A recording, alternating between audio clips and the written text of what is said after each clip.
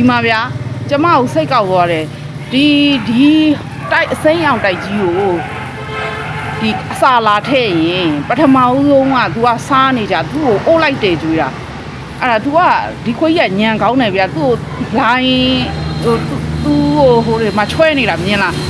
သူ့ကိုအရင်ချစ်ကြတယ်သူ့ကိုအရင်ဖတ်ကြတယ်သူ့ကိုအရင်လုပ်ကြတယ်အဲ့လိုမှမလုပ်ရင်ဒီကောင်ကစိတ်ရှိတယ်အဲ့ဒါ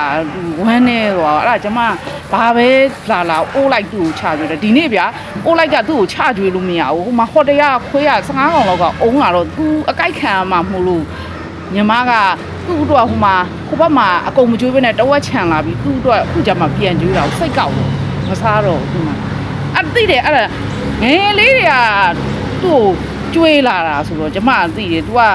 ရောက်တာနဲ့ तू ပထမဦးဆုံးစားမှာ तू ပထမဦးဆုံးမစားရင်အဲ့ဒါ तू ကစိတ်ကောက်တော့အခုမှစိတ်ကောက်အဲ့ဒါနောက်ကြရင်တာမ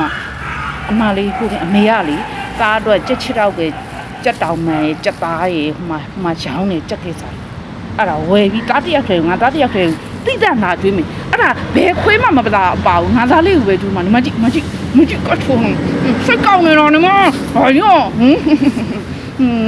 ဒီခွေးရလေအဲ့တော့ငငယ်ရငယ်မွေးချံဖို့ငယ်မွေးချံမဟုတ်ဘဲနဲ့ဒါဘလို့ကြိုက်မလို့ငါဒီအောင်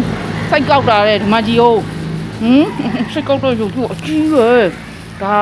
အိမ်မိုးခွေးရလို့ရှယ်လှမယ်ဒီမှာညံလဲကောင်းတယ်ညံရမ်းကောင်းတယ်ချစ်တာပေါ့ဥတခင်ချစ်တာပေါ့